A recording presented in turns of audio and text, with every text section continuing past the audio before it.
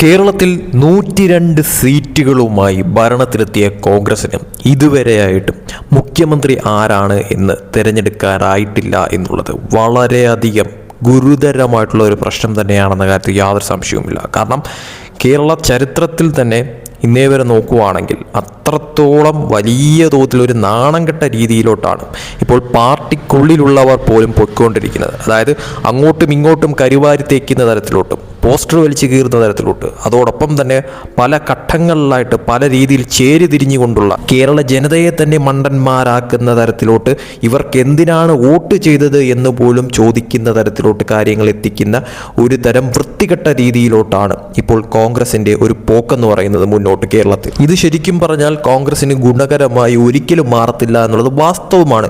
കോൺഗ്രസിന് തുടക്കം തന്നെ പാളി എന്നതിനുള്ള ഏറ്റവും വലിയ ഒരു ഉത്തരമാണ് ഇതെന്ന് പറയുന്നത്. ഇനി അങ്ങോട്ടുള്ള 5 കൊല്ലം ഈ രീതിയിലാണ് പോക്കെങ്കിൽ തീർച്ചയായിട്ടും കോൺഗ്രസ് ഒരുപാട് തരത്തിലുള്ള പ്രശ്നങ്ങൾ നേരിടുമെന്ന കാര്യത്തിൽ യാതൊരു സംശയവുമില്ല. നിലവിൽ തുടക്കമേ ഇങ്ങനെയാണെങ്കിൽ തീർച്ചയായിട്ടും ഇനിയിപ്പോൾ KC വേണുഗോപാൽ മുഖ്യമന്ത്രിയായാലും VD സതീശൻ മുഖ്യമന്ത്രിയായാലും രമേശ് ചെന്നിത്തല മുഖ്യമന്ത്രിയായാലും തീർച്ചയായിട്ടും വളരെ വലിയ തോതിലുള്ള ചേരിതിരിവ് കോൺഗ്രസിൽ ഉടലെടുത്ത് കഴിഞ്ഞിരിക്കുന്നു എന്നുള്ളതാണ് യാഥാർത്ഥ്യമെന്ന് പറയുന്നത്. അതുകൊണ്ട് തന്നെയും പല രീതിയിലുള്ള പ്രശ്നങ്ങൾ കോൺഗ്രസിനുള്ളിൽ ഉണ്ടാവും, പല രീതിയിലുള്ള ചേരിതിരിവ് കോൺഗ്രസിനുള്ളിൽ ഉണ്ടാവും, പല രീതിയിലുമുള്ള പടലപ്പിണക്കങ്ങൾ ഈ പറയുന്ന തരത്തിൽ കോൺഗ്രസിനുള്ളിൽ ഉണ്ടാവും. അങ്ങനെ ഒരു തരത്തിൽ പറഞ്ഞു കഴിഞ്ഞാൽ വലിയ തോതിലുള്ള ഒരു പ്രശ്നത്തിലേക്കാണ് കോൺഗ്രസ് തുടക്കം കുറിച്ചിരിക്കുന്നത് എന്നതാണ് യാഥാർത്ഥ്യമായിട്ടുള്ളൊരു കാര്യമെന്ന് പറയുന്നത്. ഇതിൻ്റെ എല്ലാം ഗുണം കിട്ടാൻ പോകുന്നത്, അല്ലെങ്കിൽ ഇതിൻ്റെ എല്ലാം ഒരു ബെനിഫിറ്റ് ഉണ്ടാകാൻ പോകുന്നത്, അത് തീർച്ചയായിട്ടും അത് ഇടതുപക്ഷത്തിനായിരിക്കത്തില്ല. അത് BJPക്ക് ഒരു വളമിട്ട് കൊടുക്കുന്ന തരത്തിലോട്ട്, അല്ലെങ്കിൽ ഒരു കളമൊരുക്കി കൊടുക്കുന്ന തരത്തിലോട്ടാണ് കോൺഗ്രസ് ഈ ചെയ്തു കൂട്ടുന്ന ഇപ്പോഴത്തെ ഈ കാര്യങ്ങൾ എന്നുള്ളത് എടുത്തു പറയേണ്ടത് അനിവാര്യമായിട്ടുള്ളൊരു കാര്യം തന്നെയാണ്. കാരണം BJP സംബന്ധിച്ചിടത്തോളം അവർ ഇപ്പോൾ ഒരു സേഫ് സോണിലാണ് കേരളത്തിലിരിക്കുന്നത്. അതായത് അവർക്ക് അക്കൗണ്ട് തുറക്കാൻ സാധിച്ചു കഴിഞ്ഞു, 3 സീറ്റുകൾ അവർ നേടിക്കഴിഞ്ഞു, പലയിടത്തും അപ്രതീക്ഷിതമായിട്ടുള്ള മുന്നേറ്റം അവർ നേടിക്കഴിഞ്ഞിരിക്കുന്നു. അതോടൊപ്പം തന്നെ അവർ ഒരു അടിത്തറ കേരളത്തിൽ പാകിക്കഴിഞ്ഞിരിക്കുന്നു. ഇനി അങ്ങോട്ടുള്ള അവരുടെ വളർച്ച എന്ന് പറയുന്നത് ഈ പറയുന്ന LDFിൻ്റെയും UDFിൻ്റെയും പ്രകടനങ്ങൾ അനുസരിച്ചായിരിക്കും എന്നുള്ളതാണ് യാഥാർത്ഥ്യം. അതിൽ LDF എല്ലാ രീതിയിലും നിലവിലത്തെ സാഹചര്യത്തിൽ തകർന്ന് തരിപ്പണമായിരിക്കുന്ന ഒരവസ്ഥയാണ്.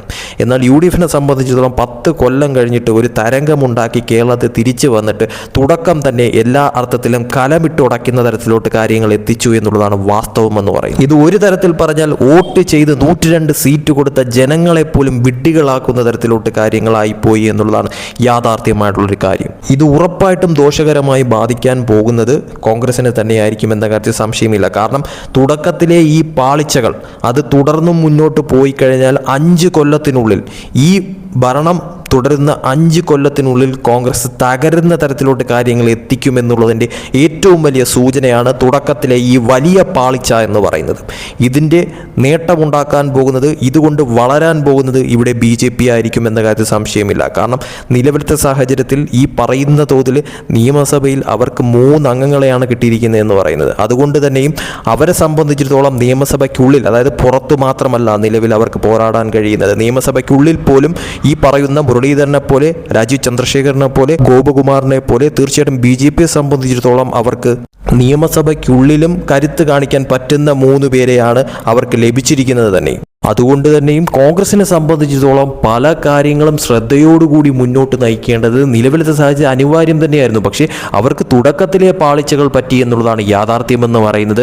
ഇത് ഗുണകരമാക്കി മാറ്റാൻ പോകുന്നത് നിലവിലത്തെ സാഹചര്യത്തിൽ BJP ആയിരിക്കും എന്നുള്ളതാണ് എടുത്തു പറയേണ്ട ഒരു കാര്യമെന്ന് പറയുന്നത്. തീർച്ചയായിട്ടും ഈ ഒരു മുഖ്യമന്ത്രി തെരഞ്ഞെടുപ്പ്, അതായത് ഇപ്പോൾ തന്നെയും കോൺഗ്രസിനുള്ളിൽ പല രീതിയിലുള്ള ചേരിതിരിവുണ്ടായി കഴിഞ്ഞിരിക്കുന്നു എന്നുള്ളതാണ് യാഥാർത്ഥ്യം. ഈ 102 സീറ്റുകൾ ലഭിച്ചിട്ട് പോലും ബാക്കിയുള്ള സംസ്ഥാനങ്ങളിലൊക്കെ തന്നെ ബംഗാളിൽ മുഖ്യമന്ത്രിയായിരിക്കുന്നു, തമിഴ്നാട്ടിൽ മുഖ്യമന്ത്രിയായിരിക്കുന്നു, കേരളത്തിൽ ഈ 102 സീറ്റ് കിട്ടി അവർ ഭരണത്തിലെത്തിയിട്ട് പോലും മുഖ്യമന്ത്രിയെ തിരഞ്ഞെടുക്കാൻ പറ്റാത്ത തരത്തിലോട്ട് അനിശ്ചിതത്വത്തിലോട്ട് കാര്യങ്ങൾ നീക്കിയിരിക്കുന്നതെന്ന് പറയുന്നത് കോൺഗ്രസിൻ്റെ പരാജയമാണ്, വിജയമല്ല പരാജയമാണ് എന്നുള്ളതാണ് യാഥാർത്ഥ്യം. ഇപ്പോൾ തന്നെയും ജനങ്ങൾ ചോദിച്ചു തുടങ്ങിയിരിക്കുന്നു, ഞങ്ങൾ എന്തിനാണ് കോൺഗ്രസിന് വോട്ട് ചെയ്തിരിക്കുന്നത്, അല്ലെങ്കിൽ ഞങ്ങൾ എന്ത് മണ്ടത്തരമാണ് ഞങ്ങൾ കാണിച്ചിരിക്കുന്നത് എന്ന തരത്തിൽ ആളുകൾ ചിന്തിച്ചു തുടങ്ങിയിരിക്കുന്നു. അല്ലെങ്കിൽ ആ ഒരു അവസ്ഥയിലേക്ക് കോൺഗ്രസ് എത്തിച്ചിരിക്കുന്നു എന്നുള്ളതാണ് യാഥാർത്ഥ്യം എന്ന് പറയുന്നത്. അത്രയ്ക്കും നാണം കെട്ട രീതിയിലോട്ടാണ് കാര്യങ്ങളുടെ ഇപ്പോൾ മുന്നോട്ട് പോക്കെന്ന് പറയുന്നത്. ഇത് ഏറ്റവും കൂടുതൽ ഗുണകരമാക്കി മാറ്റാൻ പോകുന്നത് തീർച്ചയായിട്ടും ഇടതുപക്ഷമായിരിക്കത്തില്ല,